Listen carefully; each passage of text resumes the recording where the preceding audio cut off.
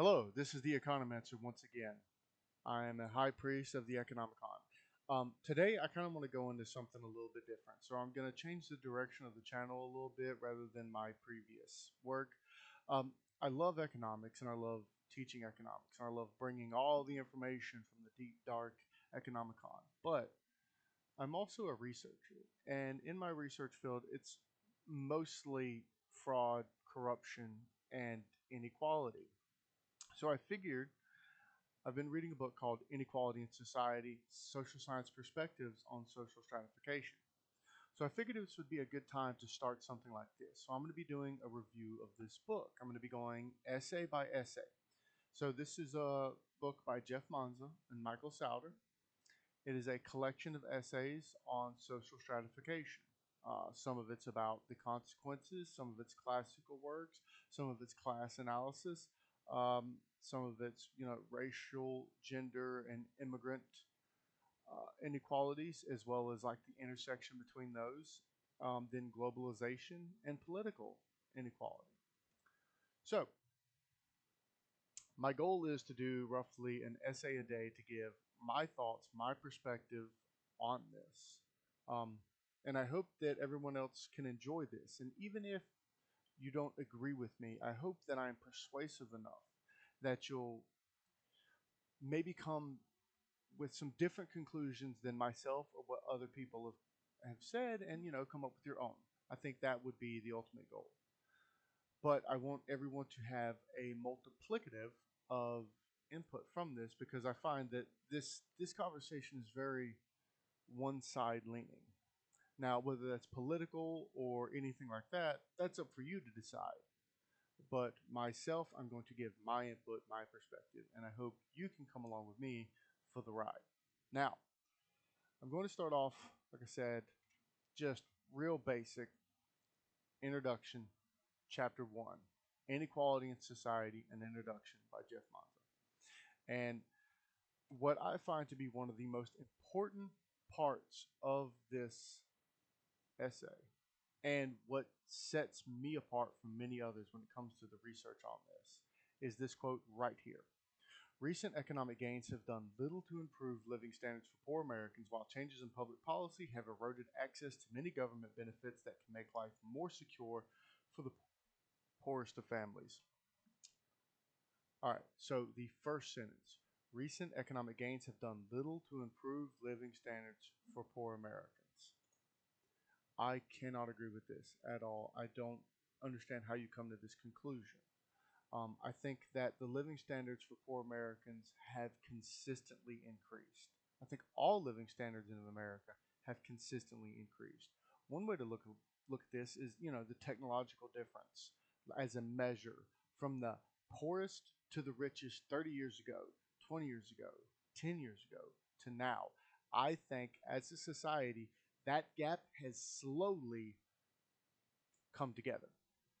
Now, does that mean that the access and the overall disparity isn't there?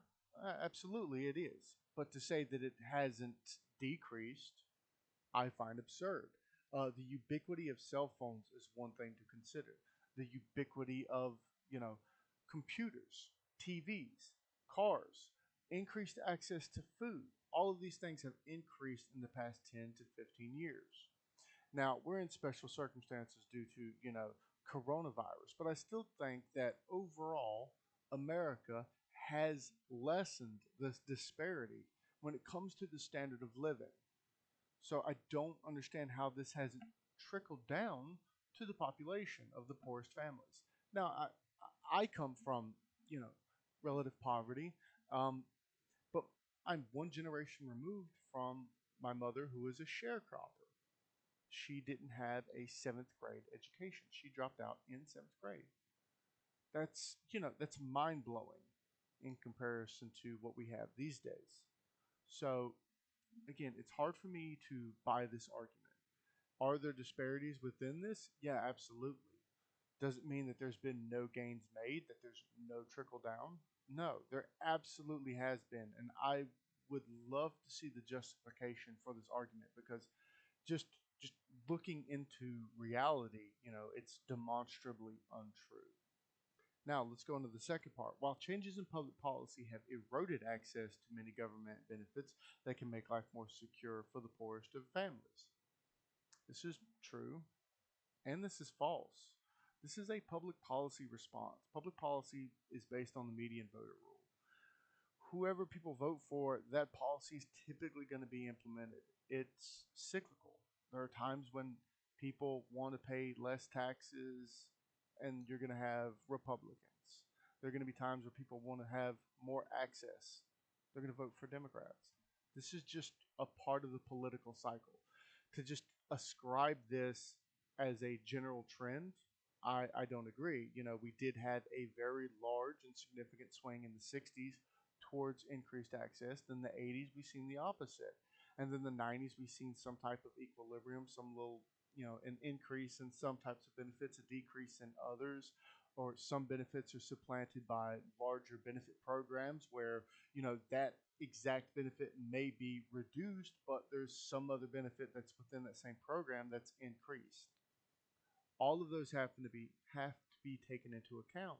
So we can't just say in as a general rule that the access to government benefits has declined, because I don't buy that either. We can look at the public policy response to coronavirus. We have seen an increase in access to government benefits, whether that's unemployment insurance, whether that's small business loans. All of these responses, the stimulus checks, all of these have been public policy responses to exogenous shocks, which typically in the United States is what public policy is supposed to do. Rarely does the United States have a lot of countercyclical fiscal policy, which is what this is just mainly about. We should have more countercyclical, fiscal and public policy, but that's not necessarily always there in the United States. So that's something to think about. That I don't know if this, is a very good idea to think about. So the next one is the second starting point lies in recognizing there are a wide variety of different inequalities in any society. I think we can all agree. There's inequalities in all types of forms, right? So there's like the beauty inequality, right? So if you're more beautiful than someone, you're going to get more access to things just by being prettier than them, right? Um, there are economic inequalities such as income and wealth. Yep. And there are political inequalities such as power, and social inequalities such as those based on race, ethnicity, religion, and gender. And this ties into different types of social status, prestige, as well as the historicity of these social inequalities. So that's something to take into account. But he specifically talks about an issue in the United States that we don't do enough studying on the reciprocity of economic and political inequality. And I just want to point out that that's absolutely not true. There is a vast amount of literature in the growth and development side of economics that deals with, economic inequality and political inequality and that bidirectional causality. It is absolutely clear. So my last paper was actually on looking at the temporal structure of these different types of inequalities. How, at what point does this increase in economic inequality lead to this political inequality? Is it 1 year or 2 years where we see an increase in the top 1% share with that political capture?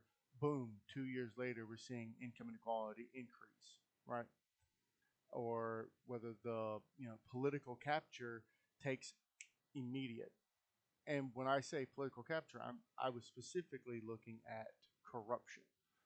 So to say that there isn't a vast amount of literature or this isn't a studied subject, that's completely incorrect. One of the more, or I say one of the most incomplete structures that we have right now in the growth and development literature in economics is the actual temporal structure of income inequality and the institutional effect. So an institution can mitigate a lot of the negative ramifications that come along with increased inequality and increased, or whether it's increased income inequality or increased political inequality.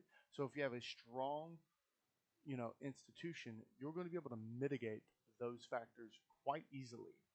But at what point in time do we start seeing an erosion of the institution because of one of these two variables? Now, we don't know that. All we know right now is that in places that are bad, if there's not institutional change, long run institutional change, it just gets worse. It just continuously gets worse. And if we look at places like Sweden, Switzerland, you know, Germany, it just continuously gets better. What are we supposed to make of that? Now, the reason why we don't know what to make of it, because you can be like, well, I have a decent theory behind it. That's true. But the econometric techniques that's used doesn't necessarily pick up a lot of this, because when we're running the regressions, we're picking up almost entirely the between difference. So the difference between, Switzerland and Iraq, right? So that's a huge difference. But the difference within the country, right? So take Switzerland, those variables move very slow. You're not going to have a 10% increase in income inequality in one year. That's just not going to happen. It may increase 0.5% one year, a quarter of a percent the next. And then you have corruption decrease by, maybe 1%. You don't know. But anyway, the problem is because these are slow moving variables, we don't actually get to see how they interact within the countries. We can see the difference between them, and we know all of that. But within countries with those institutional effects, we don't know. And that's something that's going to be in the next part of the research. Now, this leads into the next part. And this is one of the more difficult things to argue, right? So understanding the patterning of inequality in a country like the United States also helps us understand in fundamental ways the very nature of the society and the world we live in. For one thing, inequality in any one domain can have a number of important spillover consequences. For example, economic inequality skews the distribution of non-monetary rewards and benefits, like access to healthcare.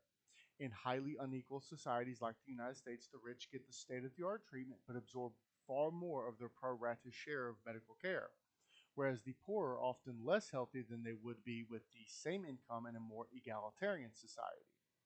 The maldistribution of medical care helps account for why the United States has a higher rate of infant mortality and does worse on other well-measured health outcomes than virtually all other rich countries, even though we devote a far higher portion of our gross national product to healthcare than anyone else.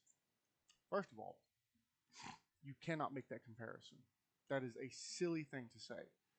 We know without a doubt that the way the United States captures infant mortality as a statistic is different than other countries. You cannot compare that then. The moment you remove the ability to have a cross-country comparison, the moment you cannot say something about that cross-country comparison. And we know this to be true. This has been debated since the 80s about how the United States ought to, bring about its statistics for infant mortality. We do know that it is inflated in comparison to other countries because we have different standards of what constitutes, stillbirth versus, a child being born. It's often said that, the United States will take a stillbirth, try to bring the child back to life, and they may, for a minor amount of time, do that, and then the child dies anyway, and then the United States, boom, that's part of our infant mortality rate. That's not the same in other countries. So to compare those is apples to oranges, and it doesn't make sense. Second, when we're talking about well-measured health outcomes, we have to control for a lot of factors, right? So okay, so let's just take one measured health outcome. The United States has an obesity problem. That's going to negatively impact any type of health outcome that we can possibly imagine. What are you going to do with that? How are you going to control for that? I would love to know. I haven't seen any of the relevant literature do very well with it. Because when they do control for it, guess what? It nulls out. There is almost no difference in health outcomes once you null out, the United States' issues, which is obesity, drugs, stuff like that. We have a higher rate of drug use. We have a higher rate of incarceration. We have a higher rate of violent crime. We have a higher rate of uh, obesity. All of these things go into it, and they may very well impact those well measured health outcomes, but they're not being measured the same because they're not all things being equal. So that's a problem when we're talking about these cross country comparisons, and that's why I don't buy it. Now, all of those things that I just said, right? Those very well may be products of income inequality, and those are something that we're going to get onto later in these chapters. But it's something to think about when we're talking about these aggregate statistics. When you just look at aggregate statistics and go, well, Germany has a higher, infant mortality rate. Are you sure about that? Are you comparing this properly? And if not, how are you going to try to work around this? What are you deriving from this when you don't have, all things being equal? Because, you can't do that. Whether it's science, the humanities, social science, you can't do that. That's a silly, silly thing to do. Next, when we're thinking about doing these cross country comparisons on other health outcomes, like how how deep are we willing to go into looking at these health outcomes? Are we going to bring in like the choice matrix between a German and an American when it comes to going to an eatery? Germans. Let's just not even assume that this is true, but let's just make an arbitrary argument. Germans are more productive. Germans are more highly conscientious, so Germans are more likely to cook. Americans, specifically Southern Americans, if you take old Southern tropes that Southerners were lazy because they just sat on their porch, or they utilized slave labor, so they didn't have to do any work, which is found out in some parts of the literature. So you're gonna have more likely have Midwesterners and Southerners go to McDonald's rather than cook. So that's going to lead to obesity. So what do you do with that information when you're doing these cross-country comparisons? Are we specifically going to say that it's income inequality that leads to this? It might be. I don't know. I don't buy the fact that it is specifically that, but it could be. But it's something that has to be taken into account, and it's something that's going to be opened up later into these works. So after this, we're really going to move into some of the research on income inequality.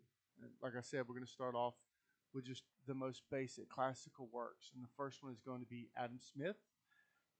It's going to be Adam Smith, The Division of Labor. And so with that, I would like to thank you.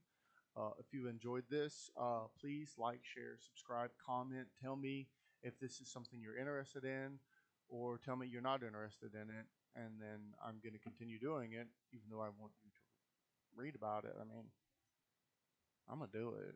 I'm going to do it. It's for me. But I do hope you enjoy it. And this is the Economancer, sounding off.